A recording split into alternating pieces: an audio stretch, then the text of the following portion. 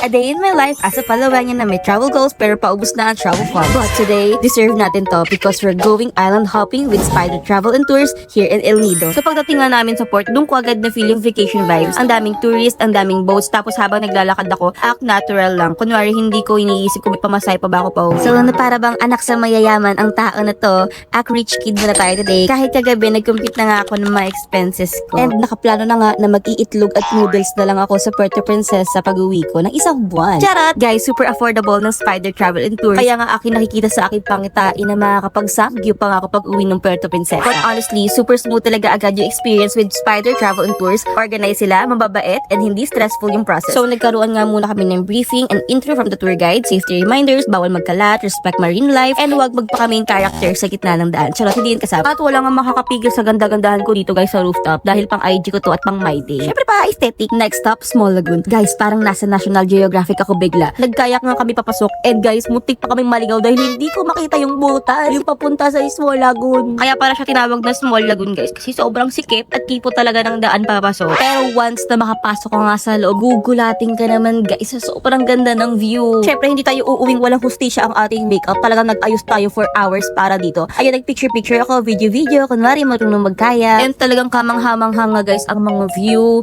ang mga rock formation at ang linaw ng tubig. And guys, shout out to Spider Travel and Tours dahil sobrang na-enjoy ko ang tour na to dahil walang masyadong mga tourist na kasabayan dahil ang aga namin nga guys umalis ng port. So for our next stop, the Serenity Beach, dito nga kami nag-lodge and honestly sobrang bait ng mga tao dahil meron kaming kasabayan na kumakain and binigyan talaga nila kami guys ng lechon pero sa totoo lang talaga nagpaawa-awa kami sa gilid. Charot lang. Ang daming ang foods na hinanda para sa amin ng Spider Travel and Tours, so thank you so much po and ang sasarap talaga guys lalo na yung inihaw na isda. So before nga tayo pumunta sa Moana Vibe sa Pasandigan Beach, gusto ko lang sa inyo guys i-share itong organized, very accommodating and hindi ka papabayaan kahit lutang ka na sa init. So this is the available tours by Spider Travel and Tours. Tour aid the iconic El Nido experience. Perfect for first-timers. Explore the famous lagoons, crystal clear waters, kayaking spots, and the classic OMG na sa wallpaper ako views of El Nido main character energy agad. For the Tour B, adventure and snorkeling tour. For the adventure girlies and boys, expect cave, snorkeling spots, underwater views, and more island exploring. Very survivor pero aesthetic. Sa Tour C naman, hidden beaches and island vibes,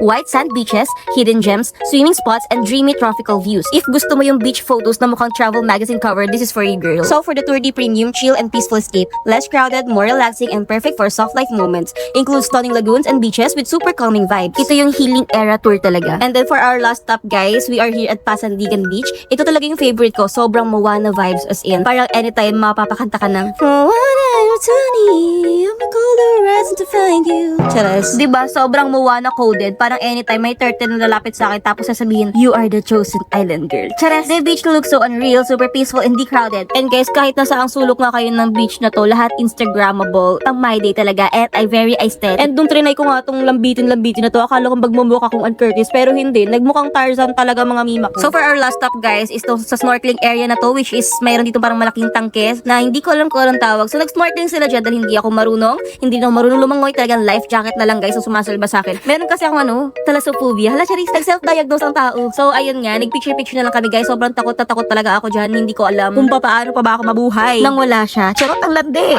So they also offer island hopping tours, island drop-off and pick-up, sunset cruise, overnight camping, inland tours, private tours. So if may bala ka mag-El Nido, mag-book ka na sa Spider Travel and Tours kasi habang iniisip mo kung deserve mo ba talagang gumala, may ibang nagkakayak ngayon habang ikaw ay naka-add to favorites pa rin ang buhay.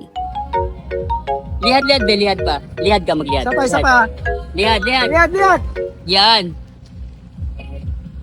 Magtingin ka rin sa kamera. Isa pa. Lihat ka lang. Yan. Okay na po. Parang masyado ng abuso. Huwag kang bibitaw.